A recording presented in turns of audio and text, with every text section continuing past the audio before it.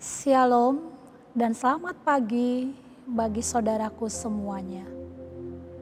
Kembali kita bertemu dalam renungan hari ini. Doa kami semua kita dalam keadaan sehat senantiasa. Sebelum kita mendengarkan firman Tuhan, marilah kita berdoa. Kasih karunia dan damai sejahtera dari Allah Bapa kita dan dari Tuhan Yesus Kristus menyertai kamu. Amin. Firman Tuhan yang menjadi renungan untuk kita pada pagi hari ini tertulis dalam kitab Yohanes 12 ayat 26. Demikianlah firman Tuhan. Barang siapa melayani aku, ia harus mengikut aku.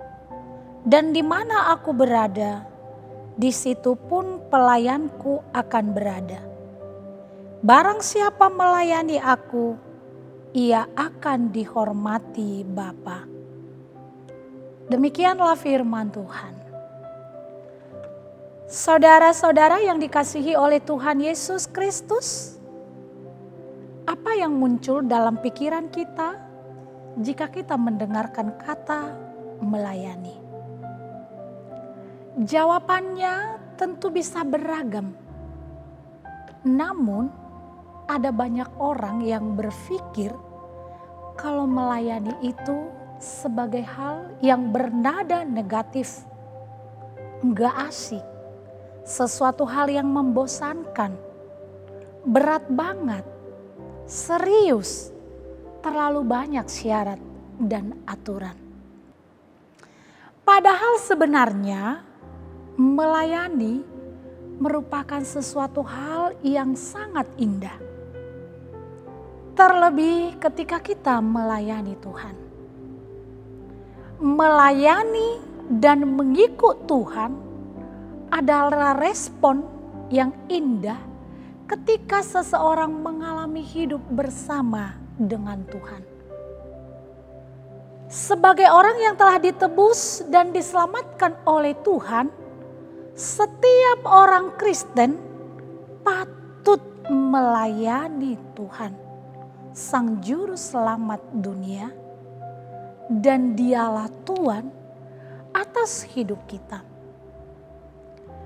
Orang yang telah menerima anugerah keselamatan di dalam Tuhan Yesus Kristus, itu artinya segenap hidupnya adalah milik Tuhan. Sebab seperti firman Tuhan, kita sudah dibeli dan harganya telah lunas dibayar melalui darah Kristus.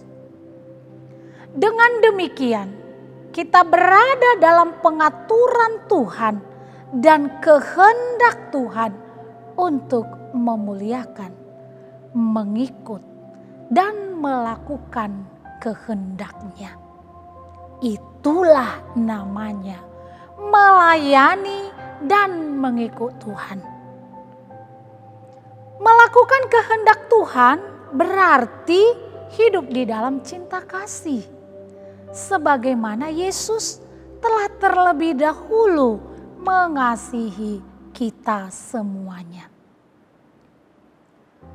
Saudaraku yang terkasih, jika Tuhan mengizinkan kita melayaninya, karena kita adalah hamba-hambanya. Jadi sesungguhnya melayani Tuhan adalah suatu kehormatan yang diberikan Tuhan kepada kita selagi masih ada waktu dan kesempatan. Maka layanilah Tuhan sepanjang Tuhan masih memberi waktu kepada kita. Sepenuh hati dan berilah yang terbaik bagi Dia. Percayalah, Ia tidak pernah kekurangan cara untuk memberkati orang-orang yang setia melayaninya. Setiap jerih lelah, pengorbanan, dan harga yang telah kita bayar untuk melayani Tuhan, tak satu pun terlewatkan dan tak dicatat oleh Tuhan. Pelayanan itu bukanlah beban, melainkan suatu kehormatan yang tak ternilai harganya. Setiap orang yang percaya punya kapasitasnya masing-masing untuk melayani Tuhan. Karena melayani Tuhan bukan hanya terbatas di dalam rumah Tuhan atau bait suci. Kita bisa melayani dan mengasihi Tuhan melalui orang-orang yang ada di sekitar kita. Tuhan ingin agar kita melayaninya melalui sikap, tindakan kita sehari-hari, dimanapun kita berada, kapan saja, sesuai dengan profesi dan keberadaan kita masing-masing. Sesungguhnya, secara sederhana, setiap orang bisa saling melayani. Terlebih ketika kita menghadapi pandemi COVID-19. Era baru telah tiba. Namanya new normal. Ini adalah tatanan hidup baru di masa pandemi. Mari saling melayani di dalam kasih Kristus. Karena Tuhan Yesus telah memberikan teladan hidup bahwa Ia datang ke dunia adalah untuk melayani, bukan untuk dilayani. Kiranya kita pun boleh saling melayani. Selamat pagi dan selamat menikmati pertolongan Tuhan. Amin, kita berdoa.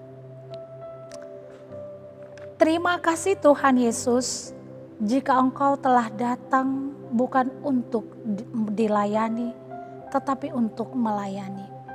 Kiranya kami pun boleh mengambil bagian, melayani Engkau, mengikut Engkau di dalam aplikasi kehidupan kami untuk boleh melayani orang lain, mengasihi orang lain. Berkati dan mampukanlah kami untuk boleh hidup melayani Engkau dan mengikut Engkau. Amin. Melayani